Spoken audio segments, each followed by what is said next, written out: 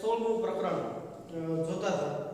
તો છેલ્લા લેક્ચરની અંદર આબોહવાની અંદર છે એ ભારતની અંદર ગ્રીષ્મ ઋતુ ઉનાળો કેવા પ્રકારનો રહે છે.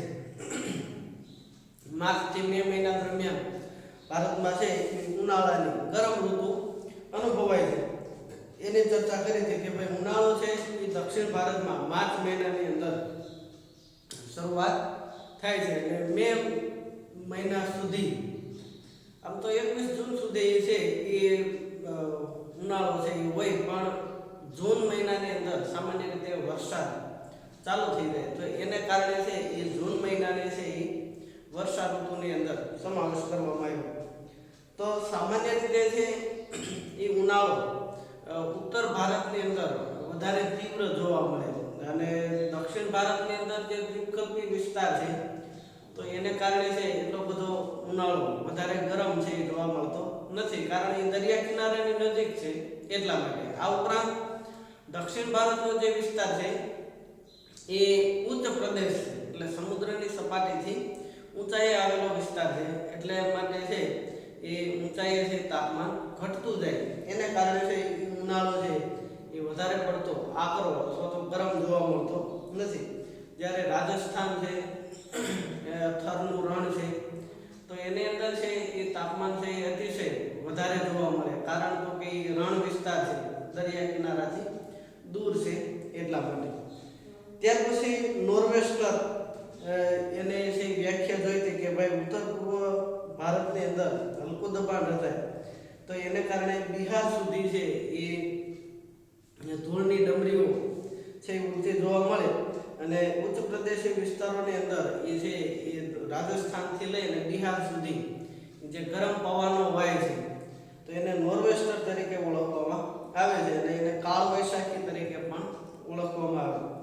ત્યાર પછી સૂકા ઉનાળાની અંદર સૂકા અને ગરમ પવનો વાય તો એને લૂ તરીકે ઓળખવામાં આવે છે. ત્યાર પછી આગળ જઈએ તો એની અંદર છે એ ભારતના ઋતુચક્રની અંદર વર્ષા ઋતુ જૂનથી સપ્ટેમ્બર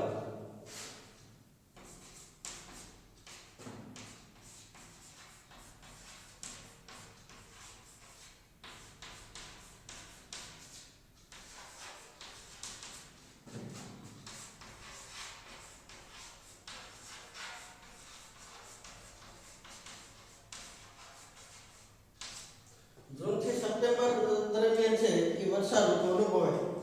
ભારત ખેતી પ્રધાન દેશ છે એટલે વર્ષા ઋતુ છે એ ખેતી માટે અગત્યની અને નિર્ણાયક ઋતુ ગણાય. જૂનથી સપ્ટેમ્બર દરમિયાન ભારતમાં 80% વરસાદ પડે અને વર્ષા ઋતુના શરૂઆતથી ખેડૂત છે એ ખેતી પ્રવૃત્તિની અંદર રસ એટલે કે ગૂંથાયેલો રહે અને વરસાદ થતાં વર્ષા ઋતુની જે શરૂઆત થાય એટલે વાતાવરણની અંદર ભેજવાળું વાતાવરણ, વાદળછાયું હવામાન છે એ બનવા લાગે અને નૈઋત્યના મોસમી પવનો છે એ વરસાદ લાવવામાં મદદરૂપ થાય, એટલે નૈઋત્યના મોસમી પવનોની ઋતુ પણ કહેવાય. વર્ષા ઋતુને નૈઋત્યના મોસમી પવનોની ઋતુ કે વર્ષા ઋતુ દરમિયાન નૈઋત્ય દિશામાંથી પવનો વાય છે અને લગભગ બધા વિસ્તારોમાં આ નૈઋત્યના પવનોથી જે વરસાદ આવે છે. મે મહિનાના અંત સુધીમાં ભારતમાં મધ્ય એશિયાના ભૂમિભાગોમાં ઊંચા તાપમાનને કારણે હલકું દબાણ રચાય અને હિન્દ મહાસાગર પર ભારે દબાણ હોય, એટલે હિન્દ મહાસાગર ઉપરથી આવતા પવનો હલકા અને દબાણ તરફ ખેંચાઈ આવે અને એને કારણે દરિયા ઉપરથી પસાર થાય અને જૂનથી સપ્ટેમ્બર સુધી છે ઉનાળામાં મોસમી પવનો ભારતમાં વાય ભેજવાળા હોવાથી વરસાદ લાવે છે. દક્ષિણ ભારતના દ્વીપકલ્પી આકારને લીધે મોસમી પવનો બે ભાગમાં વહેંચાઈ જાય, એક અરબ સાગર ઉપરથી વાતા પવનો અને બીજા બંગાળની ખાડી ઉપરથી વાતા પવનો. હવે વરસાદ આવવાનું મૂળભૂત કારણ જોઈએ તો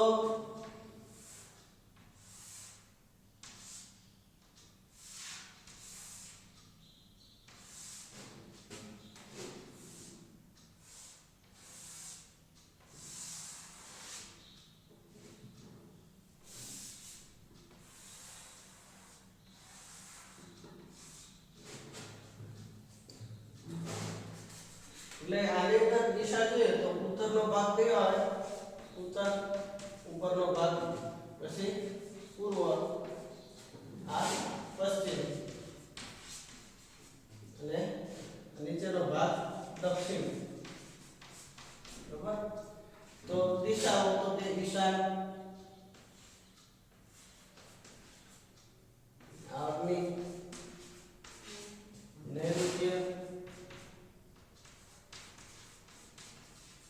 અને વાયવ્ય. હવે નૈઋત્યના મોસમી પવનો એટલે આ દિશામાંથી વાત આવે. બરોબર. તો જ્યારે ઉનાળો હોય, બરોબર, એટલે ઉનાળાની અંદર કર્કવૃત ઉપર છે એ હવાનું હલકું દબાણ હોય. બરોબર. સૂર્યના કિરણો સીધા પડે એટલે અહીંયા હલકું દબાણ હોય અને દક્ષિણની અંદર હવાનું ભારે દબાણ છે.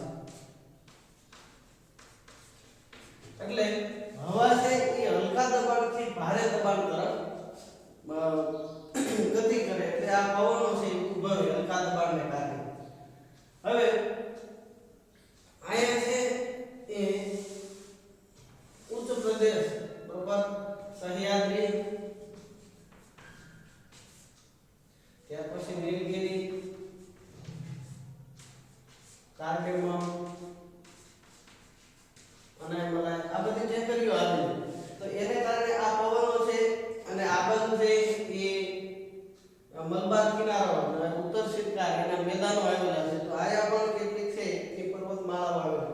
એટલે અહીંથી આ ઉત્તર પ્રદેશને કારણે પવનો બે ભાગની અંદર વહેંચાઈ જાય. એક ભાગ છે એ અહીંથી આગળ વધે અને બીજો ભાગ છે આ દિશામાંથી આગળ વધે. હવે ઉત્તરની અંદર જે હિમાલય છે, બરોબર, હિમાલયને કારણે આ પવનો છે એ રોકાઈ જાય. એટલે નૈઋત્યના મોસમી પવનોની ઋતુ ચાલુ થાય એટલે આ પવનો છે એ લગભગ 1 મહિનાની અંદર, 1 મહિના સુધીમાં એ આ જે અરબ સાગર ઉપરથી વાતાવરણ, બરોબર, અને હિંદ મહાસાગર અને બંગાળની ખાડી,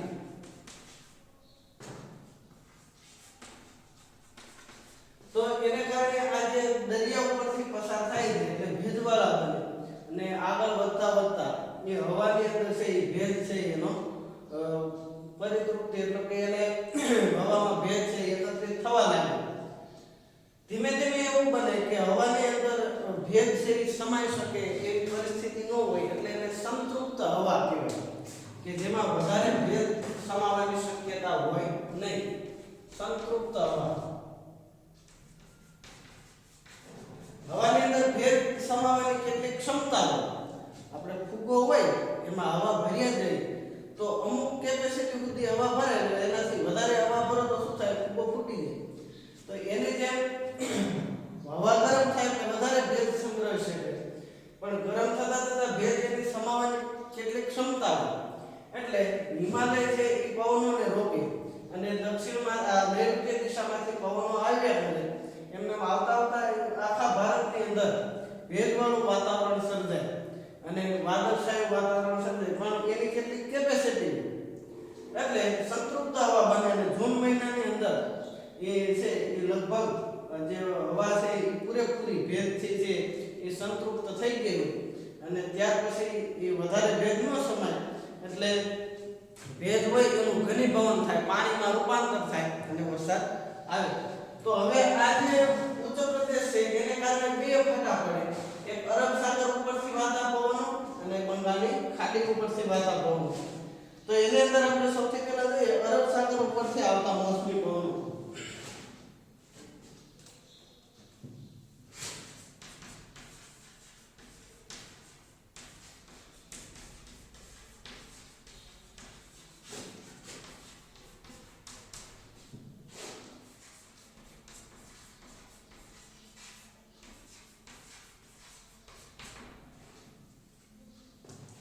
અરબ સાગર પરથી આવતા મોસમી પવનો તો કે એ સામાન્ય રીતે જૂનની શરૂઆતની અંદર દક્ષિણની અંદર કેરળથી થાય.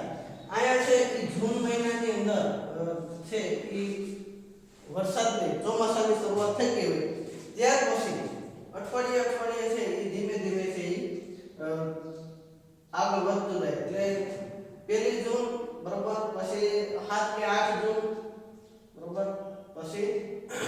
15 જૂન એટલે 15 જૂનની આસપાસ આપણે મુંબઈમાં વરસાદ ચાલુ થઈ જાય બરોબર અને 15 જૂન પછી આપણે સામાન્ય રીતે ચોમાસાની શરૂઆત ગુજરાતની અંદર ગણતા હોય કે ભાઈ મુંબઈમાં વરસાદ આવે પછી આપણે વરસાદ આવી જાય આવું તમે સાંભળ્યું હોય ક્યારેક તો અરબ સાગર ઉપરથી આવતા પવનો પશ્ચિમ પવનોની આડે પશ્ચિમ ઘાટ આવે એટલે સમગ્ર કિનારે પશ્ચિમી ઢોળાવ ઉપર ભારે વરસાદ પડે અને પશ્ચિમ ઘાટને ઓળંગી પવનો જ્યારે દ્વીપકલ્પી ઉચ્ચ પ્રદેશમાં પહોંચે તો ભેજનું પ્રમાણ ઘટી ગયું હોય એટલે આ વિસ્તારની અંદર વરસાદ છાયાના લીધે વરસાદ ઓછો પડે એટલે મુંબઈમાં 200 સેમી કરતાં વધુ વરસાદ પડે જ્યારે એનાથી થોડે દૂર પુણેની અંદર 75 સેમી જેટલો વરસાદ પડે છે પશ્ચિમ કિનારે ઉત્તર તરફ જતા કેરળ કર્ણાટક ગોવા મહારાષ્ટ્ર એમાં વરસાદનું પ્રમાણ ઓછું થતું જાય છે મોસમી પવનોનો એક ફાટો નર્મદાના ખીણ પ્રદેશની અંદર જેના માર્ગમાંથી છે એ મધ્ય પ્રદેશમાં પ્રવેશ કરે એટલે અહીંયા જે નર્મદા નદી છે નર્મદા અને તાપી તો એનો ખીણ પ્રદેશની અંદરથી પવનોનો ફાટો છે એ અંદરના ભાગની અંદર આમાં જ્યાં જ્યાં તમે નકશો જે જોશો બરોબર પાના નંબર 126 ઉપર તો આ નકશાની અંદર 5 જૂન 1 જૂન તો અહીંથી જે આ પવનોની દિશા દર્શાવી કે ભાઈ અહીંથી પવન છે એ સામે કિનારે પહોંચે છે એટલે આ જે 10 જૂને જે લીટો દોરેલો છે બરોબર તો ત્યાંથી છે એ પવનો ગતિ કરે કારણ તો કે ભાઈ ત્યાં પર્વતોની વચ્ચે જગ્યા હોય ઘાટ જેને કહેવાય બે પર્વત વચ્ચેને જે નીચાણવાળો ભાગ હોય એને ઘાટ કહેવાય તો નર્મદા નદીના ખીણમાંથી એ છે એ પવનો આગળ વધે છે પવનના ફાટા આગળ જતા બંગાળની ખાડી પરથી આવતા પવનો સાથે ભળી જાય આ ઉપરાંત અરબ સાગરના પવનોનો એક ફાટો ગુજરાત સૌરાષ્ટ્ર કચ્છ ઉપરથી પસાર થઈ રાજસ્થાનની અંદર આગળ વધે એટલે કે અહીંથી પસાર થાય બરોબર અને રાજસ્થાનની અંદર જઈ જતા રહે ગુજરાતમાં વધુ ઊંચા પર્વતો કે ગીચ જંગલો નથી આ પવનોમાં રહેલા ભેજનું પ્રમાણ સંપૂર્ણપણે ઘનીભવન થવાની શક્યતા ઓછી રહે એટલે ગુજરાતમાં ઓછો વરસાદ પડે વરસાદ વરસાવીને રાજસ્થાનમાં પ્રવેશ કરે ત્યાં પણ ભેજનું પ્રમાણ ઘણું ઓછું હોય એટલે રાજસ્થાનમાં ઘણો ઓછો વરસાદ થાય છે રણ વિસ્તારની અંદર 10 સેમી કરતાં પણ ઓછો વરસાદ પડે હવે આની અંદર છે એ 3 જેટલા કારણો અથવા તો પ્રશ્નો છે જેની અંદર આવે કે ભાઈ આ જે વિસ્તાર છે બરોબર આ વિસ્તાર એ પર્વતીય વિસ્તાર છે એટલે પવનો જ્યારે અહીંયા આવે તો એને ઊંચાઈ ઓળંગવા માટે ઊંચાઈ ચડવું પડે એટલે ઊંચાઈ જતા ભેજનું ઘનીભવન થાય અને આને આ ભાગની અંદર છે વરસાદ ઓછો પડે જ્યારે આ દરિયા કિનારા બાજુનો ભાગ છે આ પશ્ચિમ કિનારો આ પૂર્વ કિનારો તો પૂર્વ કિનારે પૂર્વ બાજુ છે પર્વતોની પૂર્વ બાજુ એ બાજુ વરસાદ ઓછો પડે આ બાજુ વરસાદ વધારે પડે એટલે મુંબઈની અંદર વરસાદ વધારે પડે જ્યારે એનાથી થોડેક જ દૂર પુણે આવેલું તો પુણેની અંદર વરસાદ ઓછો પડે તો એની પાછળનું કારણ શું છે તો કે મુંબઈ છે એ વાતાભિમુખ અને પુણે છે એ વાતાભિમુખ બાજુ દાખલા તરીકે આવી રીતે પર્વત હોય બરોબર આ બાજુ લઈ લો કે માની લો કે દરિયા કિનારો છે બરોબર તો જ્યારે પવન અહીંથી આગળ વધે બરોબર તો એ ભેજવાળા બને અને જ્યારે એને આગળ વધવું હોય તો એને પર્વતો ઉપર ઓળંગવા પડે બરોબર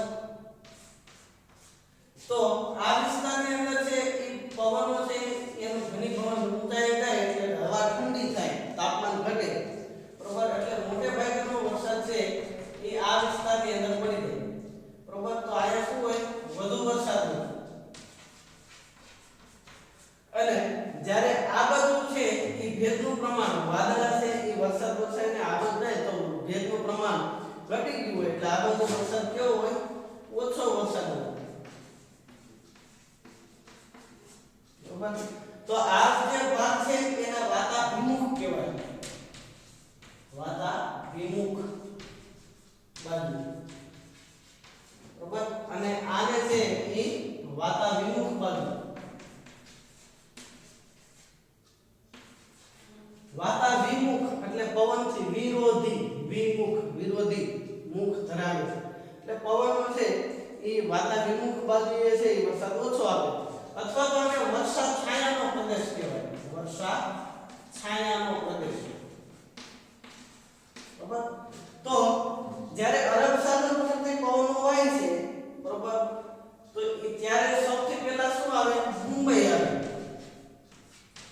મુંબઈ છે એ જે પશ્ચિમ ઘાટ છે એની પશ્ચિમ ઘાટની પશ્ચિમ બાજુ દરિયા કિનારા બાજુ છે, અને પુણે છે એ પશ્ચિમ ઘાટની પૂર્વ બાજુ છે. એટલે આ બાજુ શું છે? તો કે પુણે, બરાબર. તો જ્યારે પવનો પસાર થાય તો એને પશ્ચિમ ઘાટ ઓળંગવો પડે, પર્વતો ઓળંગવા પડે, એટલે એને કારણે છે એ ઊંચાઈએ ચડે એટલે ઘણી પવન ઝડપથી થાય એટલે વરસાદ મુંબઈને વધારે મળે, જ્યારે પુણેને છે વરસાદ ઓછો મળે. અને આવી જ રીતે બીજું કારણ છે, બરાબર. આનો જવાબ તમે એવી રીતે લખી કે ભાઈ મુંબઈ છે એ પશ્ચિમ ઘાટની પશ્ચિમ બાજુએ છે અને પુણે છે એ પૂર્વ બાજુએ આવેલું. તો જ્યારે પવનો અરબ સાગરથી પસાર થાય તો સૌથી પહેલા એને મુંબઈ આવે, એટલે મુંબઈ ને પછી પશ્ચિમ ઘાટ આવે તો એ ઘાટને ઓળંગવા માટે પવનોએ ઊંચે ચડવું પડે, જેને કારણે એનું ઘનીભવન થાય, મુંબઈમાં વરસાદ વધારે મળે. જ્યારે પુણે ભલે થોડે દૂર જ રહ્યું પણ પવનો વરસાદ વરસાવી પશ્ચિમ ઘાટ ઓળંગે છે, તો એ સમય દરમિયાન મોટા ભાગનો ભેજ છે એ ઓછો થઈ ગયો હોય, વરસાદ સ્વરૂપે વરસી ગયો હોય, એટલે ઓછા ભેજને કારણે પુણેની અંદર છે એ વરસાદ ઓછો પડે. પછી બીજું કારણ છે કે ગુજરાત રાજસ્થાનની અંદર વરસાદ ઓછો પડે. તો અરબ સાગર ઉપરથી પસાર થતા પવનો ભેજવાળા હોય છે, પણ ગુજરાતની અંદર કે રાજસ્થાનની અંદર જંગલોનું પ્રમાણ ઓછું છે, બરોબર. આ ઉપરાંત એવા પર્વતો પણ નથી કે જે ભેજવાળા પવનોને રોકી શકે, એટલે ભેજવાળા પવનો રોકાતા નથી, પરિણામે છે એ વરસતા આગળ વધે છે તો વરસાદ ઓછો પડે. ત્યાર પછી જ્યારે રાજસ્થાનમાં પ્રવેશ કરે ત્યારે પવનો છે એ વરસાદ વરસાવતા આગળ વધ્યા હોય, એટલે રાજસ્થાનમાં પહોંચતા ભેજનું પ્રમાણ એકદમ ઓછું થઈ ગયું હોય, અને રાજસ્થાનમાં પણ પવનો રોકે એવા કોઈ પરિબળો છે નહીં, એને કારણે છે એ રાજસ્થાનમાં વરસાદ ઓછો પડે, બરોબર. તો આ બે કારણો છે એ અગત્યના હતા. ત્યાર પછી અરબ સાગર ઉપરથી આવતા મોસમી પવનો પછી આગળ છે બંગાળની ખાડી ઉપરથી આવતા મોસમી પવનો. તો એ બંગાળની ખાડી ઉપરથી આવતા મોસમી પવનો છે એ પછીના સમયે જોઈશું. હોમવર્કની અંદર છે એ બે કારણો લખવાના છે, બરોબર. પુસ્તકમાંથી છે એ તમને મળે તો ઠીક છે, બાકી નવનીતમાં અથવા તો વિડિયો જોઈ અને તમે લખી લેજો. પહેલું કારણ, મુંબઈ કરતા પુણેમાં ઓછો વરસાદ પડે.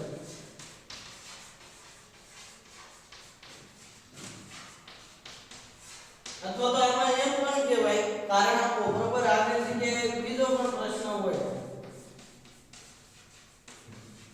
કે ભાઈ પશ્ચિમ ઘાટની પશ્ચિમે વધુ વરસાદ પડે છે અને પૂર્વ બાજુએ ઓછો વરસાદ પડે, કારણ આપો.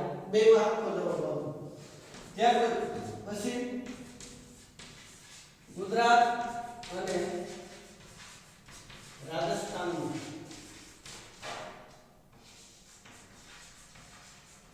ઓછો વરસાદ પડે.